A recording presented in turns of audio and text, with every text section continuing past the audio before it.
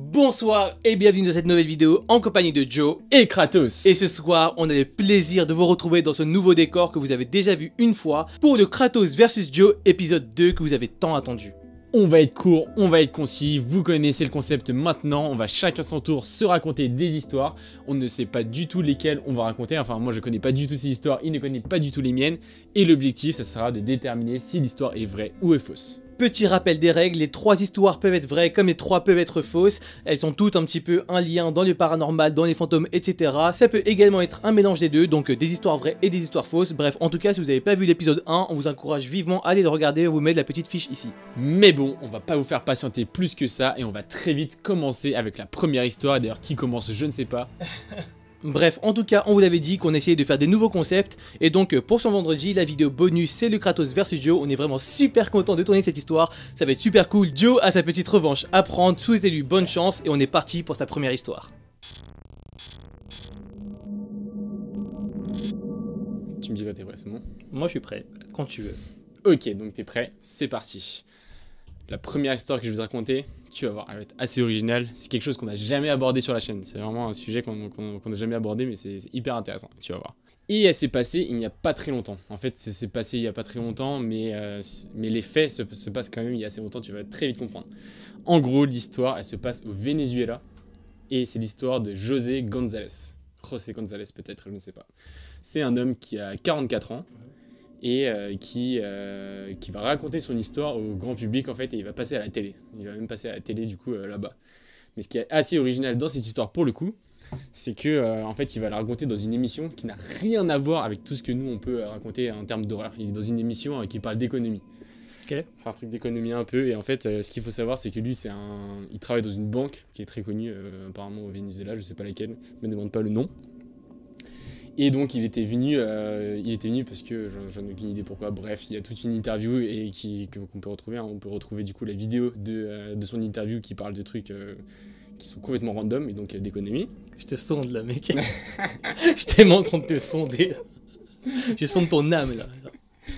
Bref, et donc il est en train de parler avec la présentatrice, donc du coup ils sont vraiment en 1v1 quoi, ils parlent de plein de choses. Et il faut savoir qu'au Venezuela, apparemment c'est un petit peu la crise économique, quoi, une grosse crise économique. Et du coup au bout d'un moment, la présentatrice elle fait une petite blague et elle lui dit il faudrait, à en croire en gros ce qui se passe là-bas, il faudrait une intervention divine pour sauver le pays de la crise. Et lui en fait il rigole, on voit il commence à rigoler et puis il dit ah, d'ailleurs c'est marrant parce que en gros lui il a déjà vécu une intervention qui venait du ciel et que du coup lui en fait il n'y croit pas en gros aux interventions divines. Et du coup la présentatrice elle est un peu étonnée et elle lui demande pourquoi, et c'est là en fait c'est à ce moment là qu'il va commencer à raconter son anecdote qui sort donc complètement du domaine économique pourquoi il était là à la base. Et donc il va commencer à raconter que lorsqu'il était jeune, il était en primaire, du coup, ce qui correspond à la primaire en France, je pense en tout cas. Et en fait, il était dans un quartier où il y avait un bus scolaire qui venait ramasser les élèves quoi, pour les emmener à l'école. Ramasser les élèves carrément. Ouais, en gros. Je sais pas si ça se dit, mais c'est ça. Et lui, en gros, c'était le dernier élève que le bus scolaire venait rattraper. Et donc, un jour, comme tous les autres matins, il va dans le bus scolaire. Et donc il y a le chauffeur, je pense, ouais. Il y a le chauffeur qui le récupère. Et à ce moment-là, c'était le matin et il faisait noir encore. Il faisait vraiment nuit. Et il nous dit qu'à un moment sur le trajet, d'un coup, il y a une lumière mais qui est énorme qui commence à éclairer le bus en fait. Vraiment comme s'il y avait un gros truc qui les illuminait d'un coup. Et ça va être à tel point que même le chauffeur du bus va s'arrêter. Il va piler quasiment sur la route. Et ils vont regarder en face et il y a vraiment une lumière en fait qui est sur eux, qui est face à eux. Et donc lui il se demande ce qui se passe, etc. Et en fait en regardant de plus près, il a l'impression qu'il y a un objet qui est vraiment en train de voler et qui est devant le bus, devant eux, et qui est en train de les éclairer. Et donc avec du recul, lui il nous dit qu'il a pensé que c'était un hélicoptère en fait. Il a pensé que c'était un hélicoptère qui était en train de, je sais pas pourquoi l'arrêter, et du coup c'est même peut-être pour ça que le bus s'était arrêté, parce qu'il a cru que c'était la police ou j'en sais rien. Et après quelques secondes, ce qui l'a étonné en fait, et ce qu'il dit, c'est qu'il n'y a aucun bruit en fait. Il n'y a vraiment pas de bruit du tout, il n'y a pas du coup le moteur de l'hélicoptère, sûrement. Et du coup, après quelques secondes, l'objet, il n'y a plus de lumière du tout. Et l'objet, il a l'impression qu'il repart complètement. Ok. Et, On sait pas c'est quoi. Non, on n'a aucune idée. Et donc, du coup, il dit, en gros, après des années, c'est ce qu'il révèle dans une émission comme ça, totalement random, c'est qu'il pense que ce jour-là, bah, il a été visité par un ovni, par en tout cas un objet volant non identifié. Et donc, du coup, tout le bus scolaire en a été témoin, et même le chauffeur de bus. Après, lui, voilà, il l'a révélé dans son émission random. Il y a pas, je pense pas qu'il y ait d'autres témoignages qui appuient le sien, il y en a peut-être. Hein. Mais voilà, en gros, l'histoire, c'est ça. C'est qu'en direct, à la télévision vénézuélienne, il a annoncé qu'il avait rencontré un ovni quand il était plus jeune et que pour lui, c'était la base, quoi. C'était normal. Ok. Je peux poser des petites questions, ton histoire est Je peux finie? poser des questions. L'histoire est finie. Déjà, je te laisse poser ta question.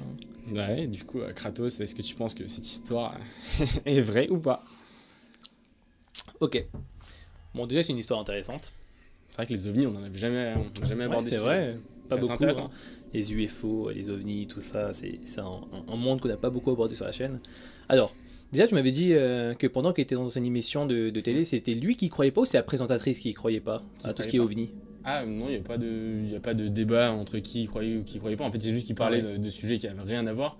Et au moment où il a... Ah oui, non, en fait, quand j'ai dit qu'il croyait pas, il parlait de l'intervention divine, en fait.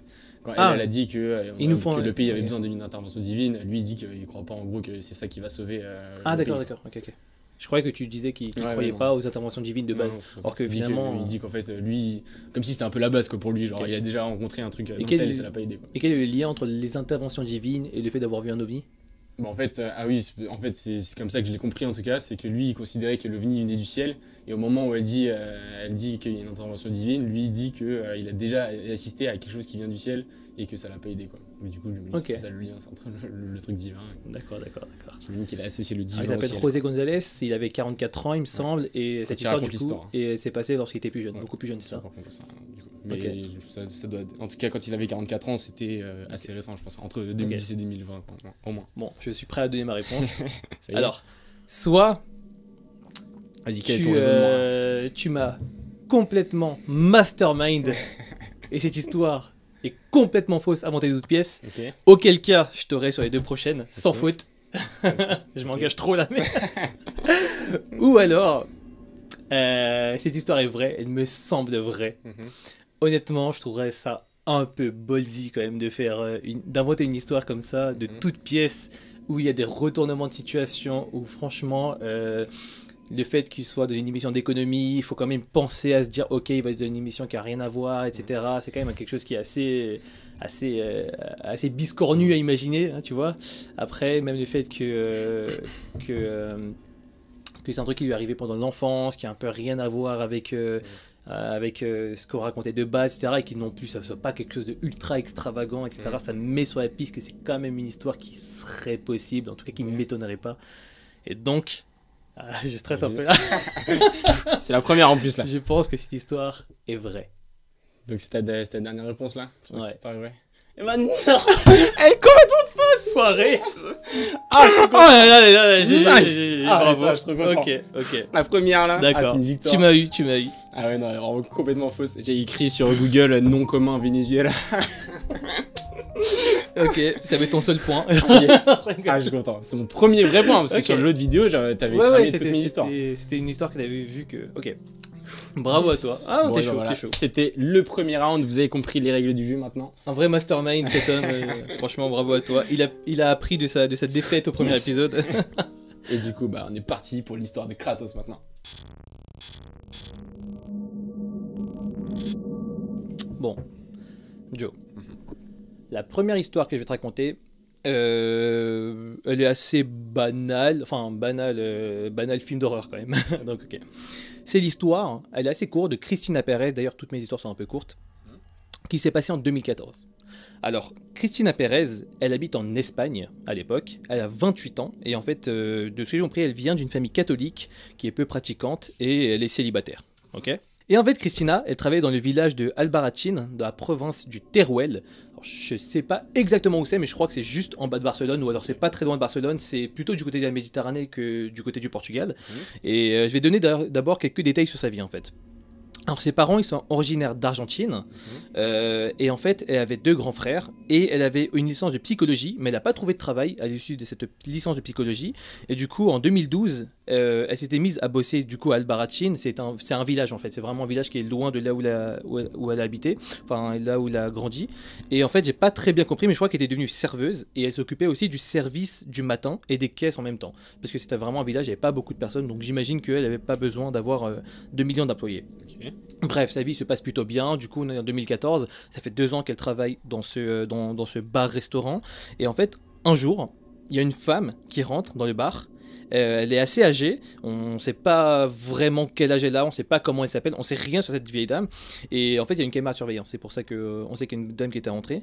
Et très très vite, bah, dans les caméras de surveillance, il n'y avait pas de son. Il n'y avait que des images. Et encore, c'est une qualité qui est un peu médiocre. Et ben, on voit qu'elle commence à parler, que la vieille dame elle s'énerve, et on sait pas pourquoi, elle lui crache dessus sur Christina en fait, et elle commence à l'étrangler. Ah ouais. Et carrément, oui, Ok. après c'était de l'étranglement, bon elle n'était pas au point de la tuer, Ouais. mais c'était assez violent quand même. Ok. Hein. Et Christina elle réussit à se débattre, et elle réussit aussi à la jeter dehors, et ouais, c'est ce qu'on voit sur les caméras de surveillance, c'est des rushs qui ont vraiment existé. Mais en fait, depuis que c'est arrivé, on pourrait se dire, bon, c'est une mauvaise journée, elle a porté plainte, etc. Mais elle n'a même pas porté plainte, je sais pas trop pourquoi. Bah en fait depuis ce jour-là elle est bizarre. Christina, on sait pas trop pourquoi, elle avait pas d'antécédents que ce soit judiciaire ou psychologique, psychiatrique, elle avait vraiment rien, mais en fait elle arrête pas de se mettre à pleurer pour rien, et même à dire à ses proches, dont Carmen, qui est sa pote, qui raconte les éléments que je te dis là, sauf les trucs de la caméra de surveillance. Du coup elle raconte à Carmen qu'elle veut mourir. On sait pas trop pourquoi, parce qu'encore une fois, elle avait aucun antécédent psychologique, aucun antécédent psychiatrique, vraiment, c'était quelque chose de super bizarre, et ça a commencé à intervenir après cette période-là, parce qu'en fait, elle avait raconté à Carmen ce qui lui était arrivé. Bon, là où les choses elles deviennent encore plus floues, c'est un jour, du coup, je sais même pas ça se passe combien de temps après tout ça, mais c'est toujours en 2014, donc c'est au moins, enfin c'est un an avant, un an après que ça se soit passé, Ok. l'histoire avec la vieille. Bref, c'est là que ça commence à devenir un peu glauque, parce que Christina, elle est retrouvée dans son resto en 2014 du coup, avec des scarifications sur le corps et sur son ventre, et en fait, elle est morte. Ah ouais. Et les médecins, ils ont affirmé qu'elle s'était fait de ça toute seule. Mhm. Donc on sait pas trop, voilà, bref, je connais pas plus de détails. Mhm. Et du coup, la famille de Christina a porté plainte contre la vieille, Ah qui ouais. n'a jamais été retrouvée, parce qu'on n'avait pas son identité, on la voyait à peine sur le truc. Du coup, elle sera jamais retrouvée. Et ce qui était ultra bizarre, encore une fois, dans l'histoire, c'est que Christina était, à ce qui paraît, saine d'esprit, complètement. Et que, du coup, il va avoir plusieurs rumeurs, parce que, bon, ça va faire... pas vraiment la une du pays, mais là où ils habitaient, c'était un peu commun. Ses parents n'habitaient pas à Albarracín, mais du coup, il y aura des rumeurs comme quoi elle était hantée, bref, elle était possédée, etc. Mais le seul truc qu'on a retrouvé, c'est les scarifications. Mais là où c'est assez original, Mhm. c'est qu'en fait, Albarracín est devenu en 2015 le village le plus touristique d'Espagne. Mais non. Et du coup, tout le monde dit que c'est à cause de ça, parce que du coup, les gens étaient venus, tu vois, c'est un pays qui est très catholique, et du coup, que les gens étaient venus faire un espèce de pèlerinage, ou je sais pas, voir des trucs dans ce village, et qu'en 2015, Albarracín est devenu le village le plus connu d'Espagne. Ah ouais. Et du coup, ouais, c'était l'histoire de Christiana Pérez. C'est Voilà fini. mon histoire. Ah Alors, ouais. Joe, cette histoire, est-ce qu'elle est vraie ou est-ce fausse? Ah ah, pas mal en vrai. Elle est cool l'histoire, franchement, elle est intéressante. Elle est triste en tout cas si c'est vrai. Je me pose des questions. Vas-y. Faut savoir déjà qu'on fait énormément de recherches quand même par rapport à des histoires quand on raconte des threads ou alors quand on raconte des true crime, des trucs comme ça. Donc c'est pas facile en vrai hein, de trouver des histoires qu'elles soient vraies ou fausses parce que l'autre peut en avoir entendu parler en vrai. Et là pour le coup, bah, j'en ai jamais entendu parler. Et justement, c'est peut-être un petit truc qui pourrait me mettre sur la piste du c'est bizarre quand même parce que c'est vraiment le village le plus touristique d'Espagne. Ça s'est passé il y a pas longtemps, plus En 2015, c'était il y a 7 ans. C'est pas en 2014, c'est en 2015 Ouais. que c'est devenu le. Donc c'est-à-dire que quand même c'était il y a pas longtemps. Ouais. Espagne quand même, la ville, le village le plus touristique. Ça me paraît un peu gros, c'est le seul détail qui me paraît un peu gro. Ok. Après, concernant l'histoire en elle-même, il n'y a pas d'incohérence. J'ai bien vérifié les dates là, parce que c'est la première vidéo là. C'est le premier épisode. C'est la première vidéo, on s'est fait flame. D'ailleurs, merci à vous d'avoir été Bah attentif sur le premier épisode Bien lorsqu'on vu, s'est hein. trompé sur des dates, et franchement. J'aurais dû faire plus gaffe, hein, vous aviez raison. Donc bref, pas de problème par rapport à ça. Donc, du coup, ça fait penser un peu à Jusqu'en Enfer, là, tu sais, le film avec la vieille un peu flippante Ah là, ouais. qui a des Effectivement, malédictions. ouais. Là. Ça fait un petit peu penser d'ailleurs, très bon film, il est cool. Ok. Du coup, ça répond pas à la question. Ça répond pas à la question, mais je vais quand même donner ma réponse. Ah, après, attends, faut que j'essaie de réfléchir à ta psychologie en fait. Il y a beaucoup de détails. Je sais que tu donnes beaucoup de détails même quand t'en fais des fausses. Donc ça peut être un argument pour dire qu'elle est fausse. En tout cas, c'est pas un argument pour dire si elle est vraie ou qu'elle est fausse. Mais Je dis rien tant que tu me poses pas de questions. T'inquiète.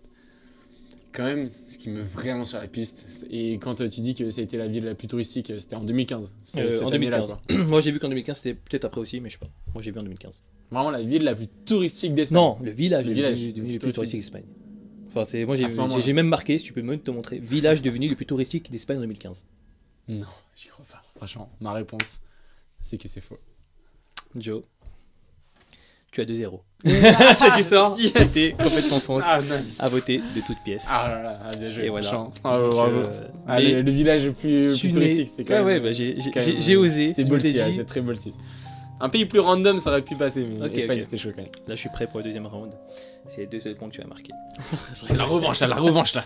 Ça remonte là, allez, vas-y, tu es presque. Bon, nous on espère que vous passez un bon moment parce que nous, franchement, on se tape des barres en le faisant. Ah, c'est grave, et on est parti du coup pour la deuxième histoire de Joe. Ok. Est-ce que t'es prêt pour cette deuxième histoire? Je suis prêt. Pour cette deuxième histoire, je vais aborder du coup un autre sujet. Donc on avait parlé des ovnis, la dernière fois on avait plus parlé fantômes. Et là on va parler plus de tout ce qui est sorcellerie en fait. Alors c'est une histoire qui pour le coup elle date, ça s'est passé dans les années 1900. Et c'est l'histoire de Barbara Guerrero. Donc Barbara Guerrero, je pense que Guerrero en fait c'est... je sais pas si on a son nom de famille C'est exact. hispanique encore. C'est... Ouais, ah oui, c'est une histoire qui se passe au Mexique. Et donc le guerrero, c'est pas son vrai nom de famille, c'est en fait un jeu de mots pour dire la guérisseuse. Parce que du coup, à cette époque-là, Barbara, c'était guérisseuse, hein, ça se dit, je pense. C'était la guérisseuse la plus connue de tout le Mexique et voire même du monde. Parce qu'elle était vraiment très connue et elle était connue pour avoir un esprit tellement puissant qu'elle pouvait guérir presque n'importe quelle maladie. Et quand je dis des maladies, c'est des cancers, des trucs comme ça, quoi. C'est des trucs assez énormes. Et l'histoire va être assez courte, hein, je te préviens. Mais ce qui fait que cette histoire a sa place quand même dans ce racontage d'histoire, c'est que sa manière de soigner est quand même assez atypique, dans le sens où c'était tellement rustique qu'en fait, la manière de le faire, c'était qu'elle prenait un couteau qui était souvent, j'imagine, rouillé, hein, j'en sais rien, c'était en tout cas rien de très propre dans son histoire. Et quand il y avait un organe qui était malade, et ben elle découpait la peau, donc quel que soit l'endroit, elle retirait l'organe, ensuite elle faisait des incantations sur cet organe, et puis elle le remettait. Et ensuite, sans savoir vraiment comment, elle refermait les plaies, et ensuite elle soignait, et après ça, et ben, l'organe qui était censé en tout cas être malade à ce moment-là était guéri. Et il y a des images par rapport à ça, il y a des vidéos qui ne montrent pas vraiment quand elle ouvre, mais il y a des photos d'elle, des images d'elle en tout cas. C'est dans les années 1900. Je sais pas exactement la date. Je sais que c'est les années 1900. C'est peut-être plus tard en vrai. Mais il y a des images, et les images elles ont l'air de dater quand même.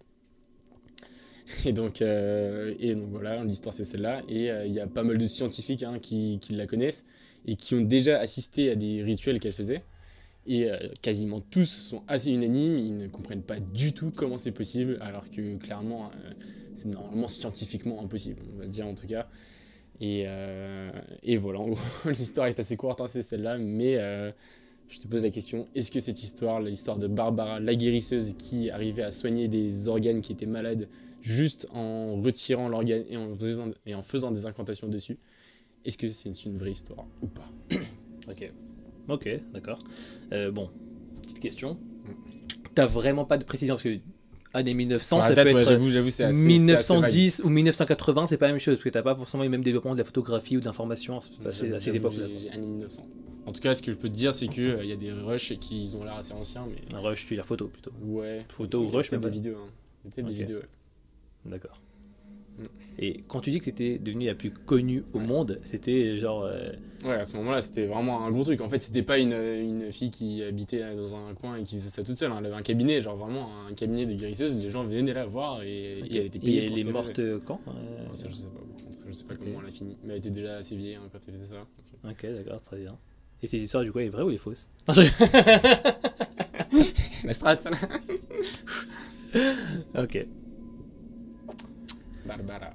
Bon. Alors, est-ce que cette histoire est vraie ou fausse? C'est quoi? Je vais même pas donner d'explication. Mhm. Je vais dire que cette histoire est vraie.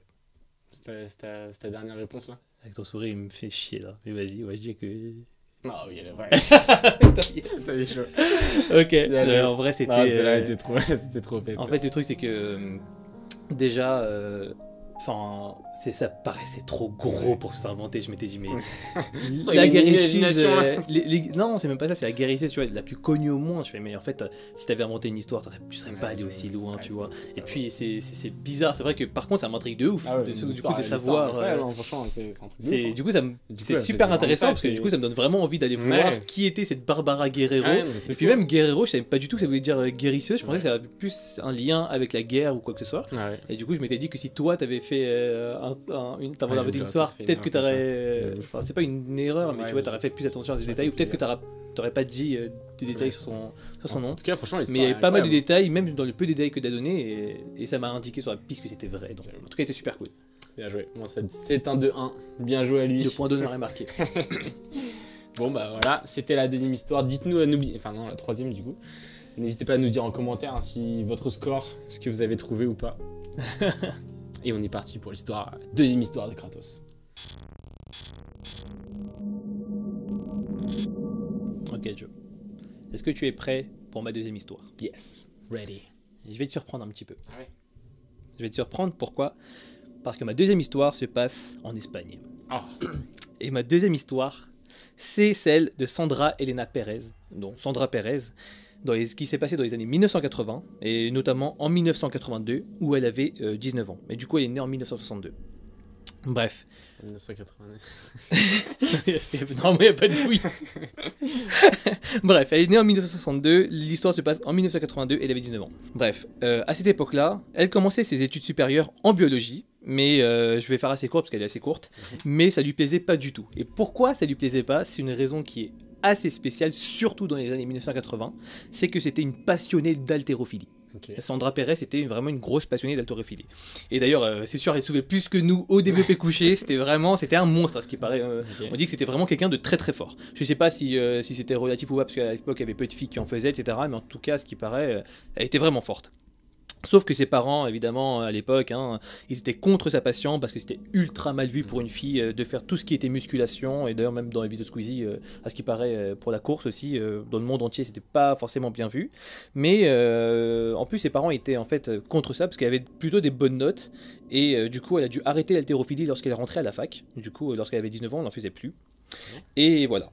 Bref, moins d'un an après être entrée à la fac, elle arrête complètement la fac parce que ça lui plaît pas du tout et elle se réinscrit dans un club de musculation. Et au début du coup elle le cache à ses parents, mais très vite ils s'en rendent compte parce qu'ils sont pas bêtes quoi. Quand ta vie elle s'arrête la fac et elle commence à faire de la musculation, j'imagine que tu l'apprends assez vite. Et en fait elle était complètement le chouchou de son instructeur de musculation et ça c'était aussi assez peu banal quoi.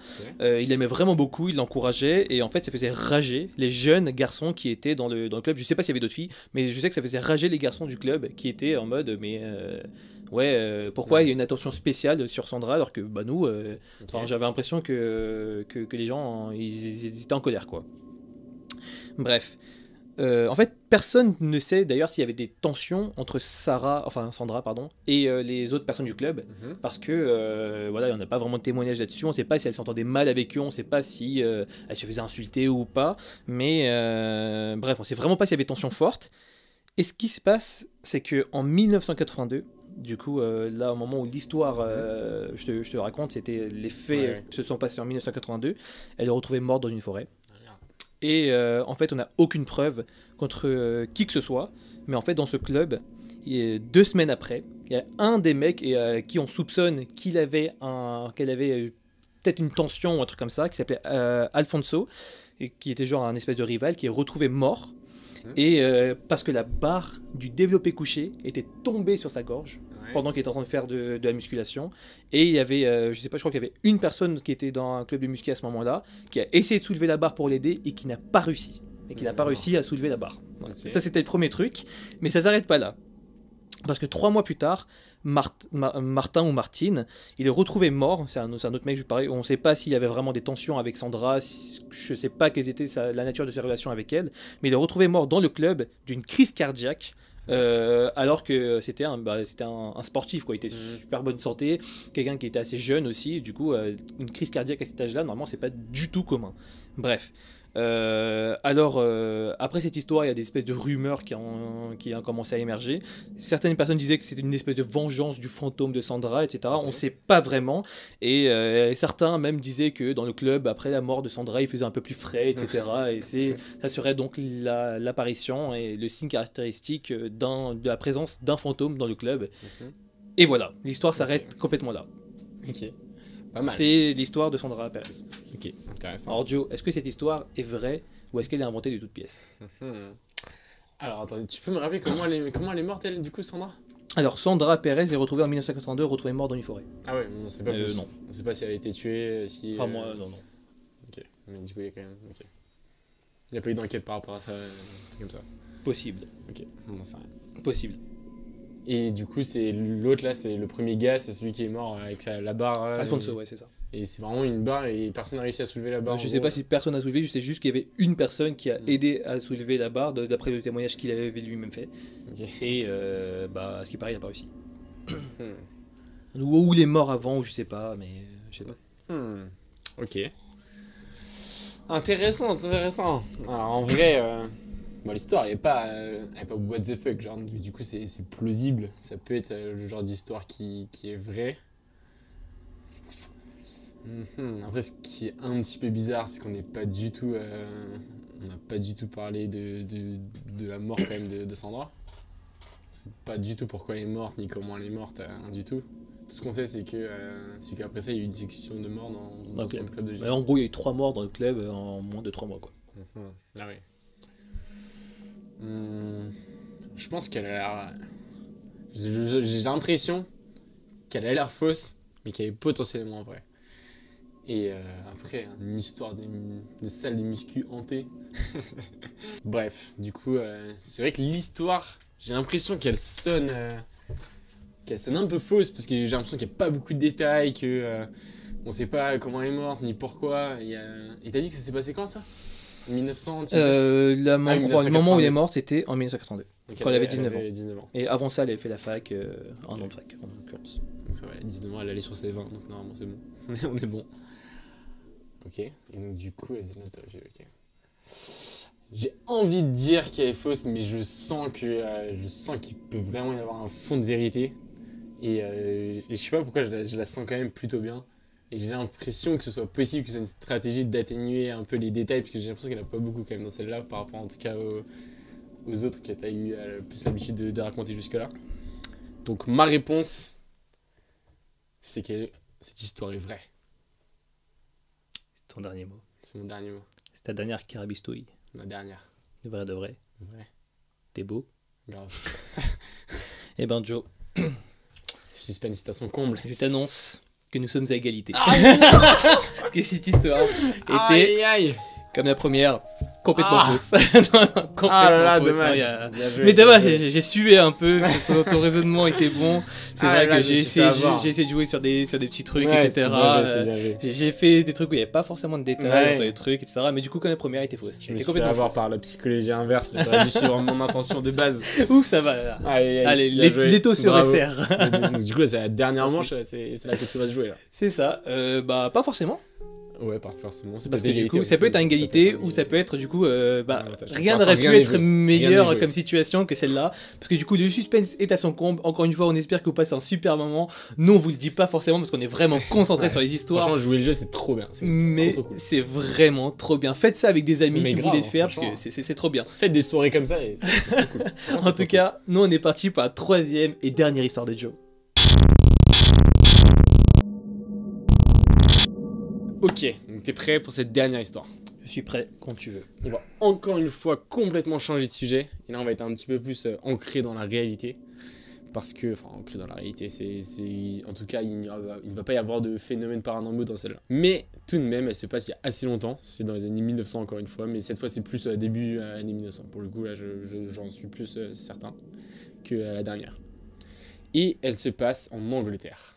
Donc un endroit en plus qu'on connaît assez bien, en tout cas dans ce contexte, parce que c'était pendant la période où il y avait beaucoup de mafia en Angleterre, et notamment en fait les Peaky Blinders. J'imagine que tu connais la série, je sais pas si tu l'as Je vu. connais, mais je l'ai pas vu la série. Ok, tu l'as vu. Ne me jugez pas en commentaire parce qu'ils me disent non, Kratos, sérieux, t'aurais dû la voir, qu'est-ce que t'attends? Non, Dites-nous si elle est bien en tout cas. Moi non plus je l'ai pas vu d'ailleurs. Voilà.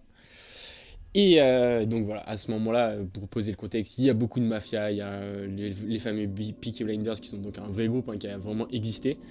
Et donc ils étaient très influents, ils avaient beaucoup de pouvoir, et c'est un peu la période où, comme aux États-Unis, je pense qu'il y a eu aussi beaucoup de mafia, il y a beaucoup de rivaux, quoi. Il y a beaucoup de rivalités entre les gangs, on peut appeler ça un petit peu comme ça.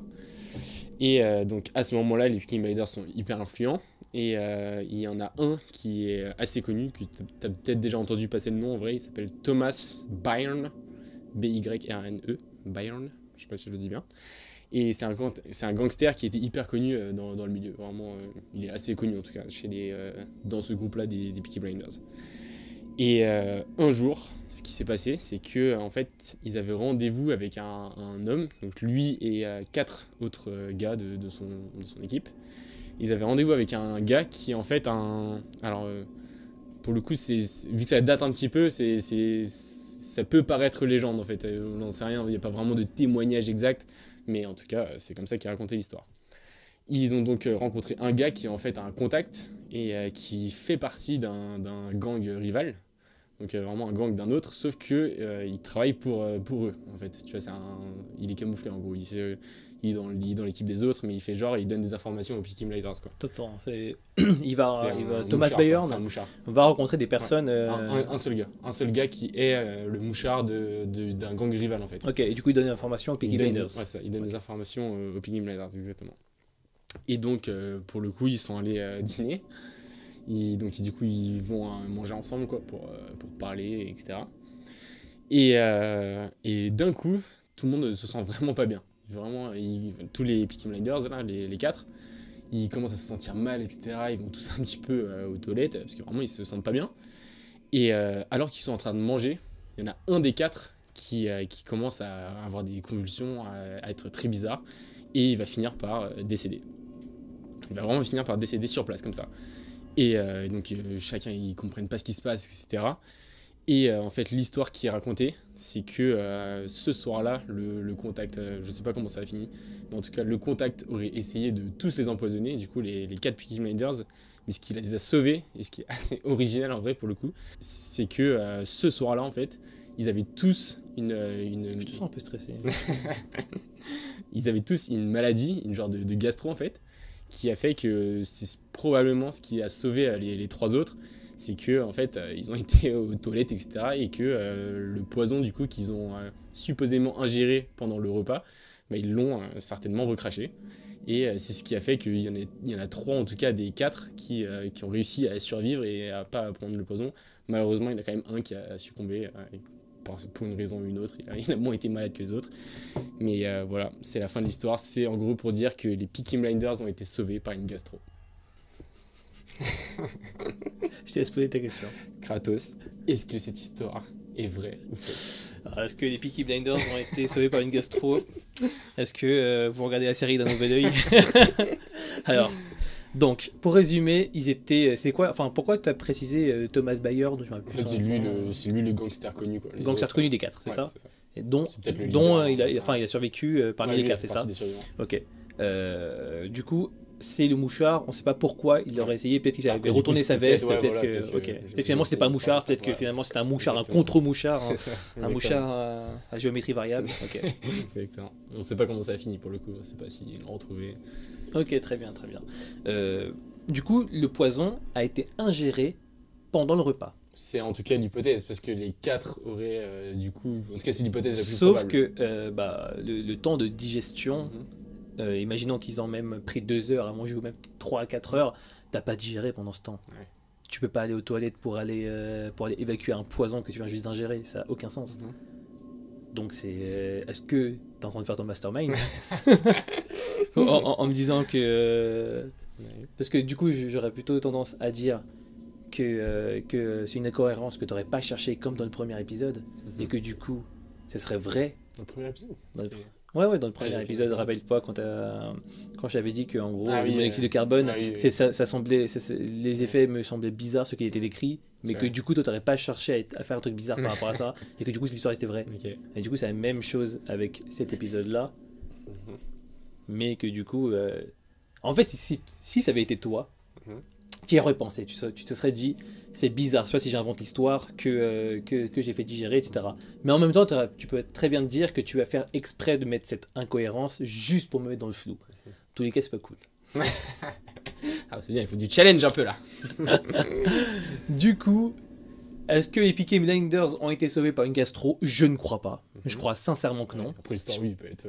Ça se Ouais, fait ouais. fausse, hein, ça. Et du coup, ça c'est fait. Et est-ce que c'est toi qui Ça, as... c'est clair au moins. Est-ce que toi, t'as inventé cette histoire ou est-ce que cette histoire est vraie? Là, c'est un petit peu plus compliqué parce que du coup, moi, j'aurais tendance à dire que cette histoire est vraie, Mhm. mais t'aurais pu inventer en disant, en mettant toi-même une incohérence. Tu vois ce que je veux dire? Qu'est-ce que tu veux dire? Pour me dire que ouais, si cette incohérence, tu l'aurais pas cherché si t'avais inventé l'histoire, mais que du coup, en fait, elle est vraiment fausse parce que tu l'as vraiment créée pour me mettre dans le doute.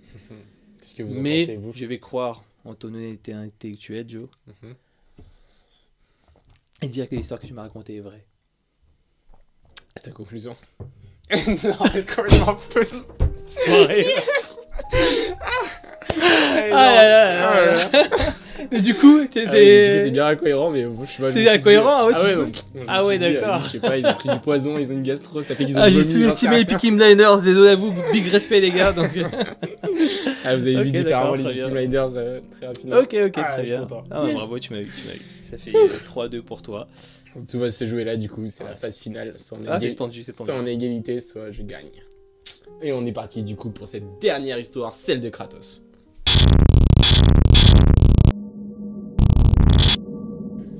Ok, Joe. T'es prêt? Ouais. Est-ce que tu es prêt pour cette troisième histoire? Je suis prêt. Je vais Et l'avoir. c'est là, mec, je vais c'est l'avoir. là que je vais mettre un gros coup dans le four. Ah ouais, là. non, je l'ai là. Tu sais pourquoi? C'est sûr que je l'ai. Vas-y, dis-moi. Parce que cette troisième et dernière histoire que je vais te raconter Mhm.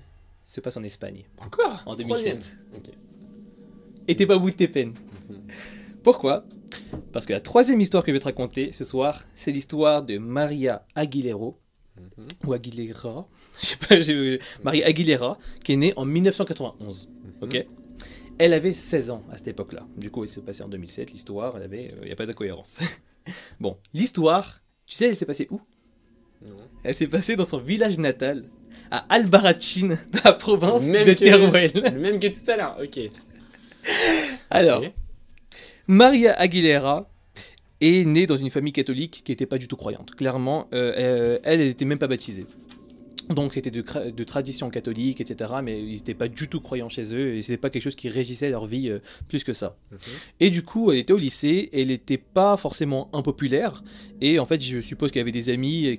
Mais on sait qu'elle n'avait pas des très très bonnes notes. C'était pas non plus catastrophique. Mais voilà, elle n'avait pas des très bonnes notes. Et un jour, on lui a annoncé qu'elle allait certainement redoubler en fait. Mhm.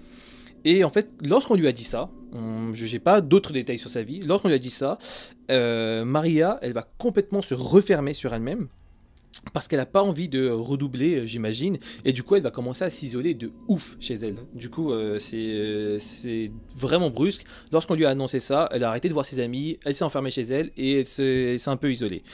Et ce qui est assez spécial, c'est que ça va quand même prendre des tournures assez dramatiques, parce qu'elle va refuser carrément qu'on vienne la voir dans sa chambre, et sa petite sœur, parce qu'elle avait une petite sœur, et ses parents, ils commencent à entendre des bruits vraiment chelous dans sa chambre, genre d'espèces de grognements, et en fait elle refuse même de se nourrir. C'est-à-dire que c'est vraiment dur de la faire sortir de sa chambre, et vraiment pendant une période elle va rester enfermée dans sa chambre. Et à un moment elle va même ne pas sortir de sa chambre pendant 2 jours, même pas pour aller aux toilettes. Et du coup là ses parents ils sont en mode mais c'est dangereux quoi. Du coup son père va forcer la porte parce qu'il voulait pas ouvrir, et là lorsqu'il va rentrer dans la chambre, il va voir que tout est cassé. Enfin, tout est cassé, c'est-à-dire que son lit Tout cassé, retourné, ses quoi. jouets sont cassés, ses affaires sont déchirées, etc. Et c'est pas la fin de l'histoire, parce que Maria, elle hurle, elle est complètement hystérique. Et c'est tellement grave en fait, c'est tellement violent, même si je sais pas si elle était violente, qu'ils vont appeler un médecin.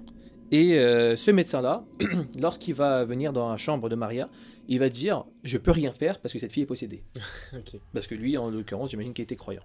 Et les parents qui n'étaient pas du tout croyants, ils ne savaient pas quoi faire. Et du coup, ils vont quand même appeler un prêtre. Alors, non, il n'y a pas de détails là-dessus. Je ne sais pas s'il y a eu une autorisation de l'église ou je sais pas quoi. Mais du coup, le prêtre, en l'occurrence, il va faire un exorcisme. Il sera tout seul. Ok. Et l'exorcisme, il va réussir. Du coup, la famille, après ça, elle serait devenue croyante. et, Ah, c'est du coup. et Maria, elle se rappelle de tout. Elle se Ok. rappelle de tout ce qu'elle a vécu et elle va dire qu'elle était envahie par des entités démoniaques pendant qu'elle était du coup dans sa chambre et que du coup elle aussi est devenue croyante. Voilà. Et cette histoire en fait a été pas mal controversée parce que du coup il y en a plein qui disaient qu'en fait c'était pour éviter son redoublement, pour faire passer à autre chose, etc. Qu'elle a tout inventé, qu'elle n'était pas du tout possédée, que voilà c'était quelque chose qu'elle a complètement inventé. Et en fait, coup de fois, il y a un film qui est sorti en 2011 en Espagne, qui est pas connu du tout. Moi je ne connaissais pas du tout, et il n'y a même pas de note sur Allociné, qui s'appelle La Chica del Pequeño Barco. Et ce serait inspiré de cette histoire-là. Alors, je sais, La Chica del Pequeño Barco. Voilà. Barco. Le bas du bateau. Petit bateau, petit barque, je sais pas. Voilà. Et c'est un film qui serait... Honnêtement, je suis pas parti voir le film. Ok. Mais c'est un film qui est pas du tout connu. Et qui a, j'imagine, d'assez flopé. Mais bon, Ok. voilà. Ok. Ah ouais, c'est courageux là. T'as mis le titre dans le film là quand même. Ok. Vas-y, pose-moi la question. Joe, cette troisième et dernière histoire. Est-ce qu'elle est vraie ou est-ce qu'elle est inventée de toutes pièces? Ok. Là, il faut rentrer dans ta psychologie là. T'as raconté une deuxième histoire qui était fausse, qui s'est passée dans la même ville Que la première. Non, c'est la première. La première histoire qui était fausse du coup, qui se passe dans la même ville que dans le même village en tout cas que la dernière histoire que tu racontes. Poker Face. Après l'histoire de la possession, ok. Donc, du coup, c'est vraiment fait posséder. Du coup, ça n'avait aucun lien en fait avec son école, quoi. Enfin, avec le fait qu'elle est redoublée. À ce qui paraît, c'est refermé sur elle-même. Ouais. Et du coup, je sais pas si. Et du coup, ça fait posséder dans sa chambre comme ça, quoi. C'est vraiment ce que je t'ai raconté. Elle C'était avait pas quel un âge, du truc. coup, quand ça Elle arrive avait 16 ans. 16 ans. Ouais. Ok. Mais du coup, elle était au lycée, quoi, un truc comme ça. Elle était au lycée. Mais elle était au lycée, c'était littéralement lycée. Et donc, du coup, il y a un médecin qui est venu, qui a dit non, elle est possédée. Finalement, un exorciste est venu, il l'a exorcisé. C'est un prêtre. Ouais, après, Ça me paraît quand même facile et c'est étonnant. Ce qui est très bizarre, c'est quand même les films, quoi. Vraiment un film qui a inspiré cette histoire et qu'est-ce qui peut se passer dans ce film. Mais après, s'il est nul. Il y a marqué inspiré de ces histoires. Hein. Moi, je dis plus rien. Bon, là, ma première réflexion, c'est quand même de se dire que ça paraît bizarre. Surtout le film. Le film paraît quand même étonnant. Et du coup, le film, il date de quand, du coup 2011. 2011. C'est vrai qu'après, il y a énormément de films d'exorcisme, en vrai, on les connaît pas tous, c'est vrai. Il y a beaucoup de films d'horreur espagnols, donc c'est aussi possible. Et ça se passe dans le même... Du coup, c'est pas du tout le village le plus touristique, on est bien d'accord. Ça, j'ai complètement inventé ça. J'ai pas dit dans la troisième histoire. Mais... Par contre, ça se passe dans la même ville. Dans le même village. C'est un village. Dans le village. Du coup, ce qui pourrait m'orienter vers la vraie histoire, c'est que t'as peut-être trouvé cette histoire-là et ensuite tu t'es dit que t'allais faire une autre histoire avec le nom du même village. Poker Face. C'est pas facile, hein. Franchement, c'est pas facile. Ok. Je vais prendre ma décision. Ah, c'est dur, je suis vraiment tiraillé là. J'ai envie de dire qu'elle est vraie, mais en même temps, ça me paraît bizarre. Ok, je vais garder mon instinct et dire que c'est faux. Cette histoire est fausse. Joe. Cette troisième et dernière histoire t'a donné la victoire sur le deuxième épisode. Bravo. Elle est fausse. Elle était complètement fausse. Ah là là, j'ai vraiment... C'était très courageux de mettre le nom dans J'étais le dit, film. vas-y, je vais faire ça. Le tout pour le tout là. Coup d'une fois, je m'étais dit, tu sais quoi, j'ai vraiment joué sur la psychologie, genre... Ah, cette histoire qui sort de ça sort d'où ce truc? Le mec du dehors, j'étais dans... J'ai même pas dit ça dans le... Starbucks. Je me suis dit, je vais inventer un truc what the fuck. Je suis il va y croire. Je me suis même pas dit ça dans ma réflexion, mais c'est n'importe quoi. Mais oui, y a rien à voir. Mais justement, tu vois, sur un film, genre inspiré de ça, qui a rien à voir. Ah, c'était bien vu, franchement. Mec, Ah, quand c'était j'ai bien dit vu, ça, franchement, c'était bien j'ai eu envie de me taper une barre. vu. Des barres. Ah, Ah non, ah, c'était trop fort. Ah, Ah non, c'était franchement, bien vu. c'était juste beaucoup trop marrant. Ah, franchement, bien vu. Ah mais je me dis, vas-y, je vais faire le truc genre, j'ai trouvé une histoire vraie dans ce village, je vais faire une histoire fausse Ouais, dans ce ça, village. c'est bien vu, ça. Non, c'était complètement fou, genre vraiment. Par contre, je crois que c'est un village connu en Espagne qui est beau, Ah ouais. etc. Mais Ah, t'as non, vraiment pris le la même chica gaz. del Pequeño Barco, non, ah non, non, c'est complètement faux. Bon, bravo à Joe, du coup, bravo. Merci. T'as Bravo. gagné ce deuxième Ça épisode. fait un 1-1. Là, on T'as a plus le été- choix, on est obligé de faire la belle. Hein. On est obligé de faire un épisode 3.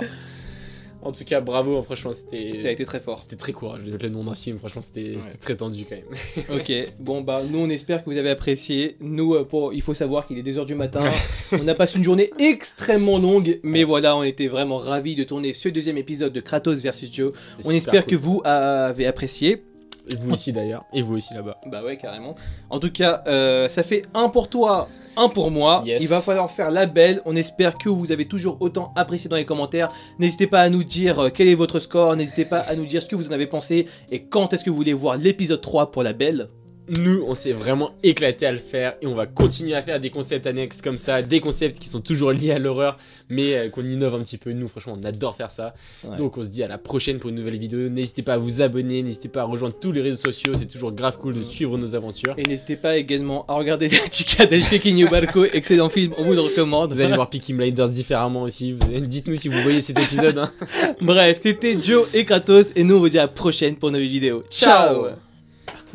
Fin de tournage, fin de gros tournage. Ah, c'était énorme.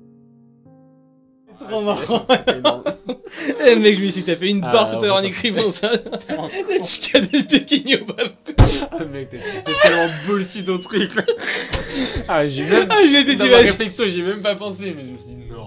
Mais ça n'a rien à voir. Ça a vraiment rien à voir. Parti en roue Mais libre. justement, tu vois, en vrai. Ah, t'étais en roue libre En total vrai, là. c'est possible. Tu vois, c'est possible qu'il y ait un truc comme ça. What C'est the vrai, fuck, c'est tu vrai, vois, genre. c'est vraiment. Ça, c'est pourrait être genre un film qui a pas trop trouvé d'éléments. Ouais, Du c'est coup, ils se vrai, sont dit, c'est vas-y, on va inventer l'élément d'une barque, je sais pas quoi. Ah, c'était énorme, bien joué. Ah non, c'était trop marrant. Bah, mais finalement, bravo, hein, t'as gagné. Nice. C'est cool, en vrai, c'était plus serré au moins que la première. Ah ouais. Attends, on cut du coup. Ouais, bah ouais, on va carrément 4, ouais. Ça a plus de batterie, c'était.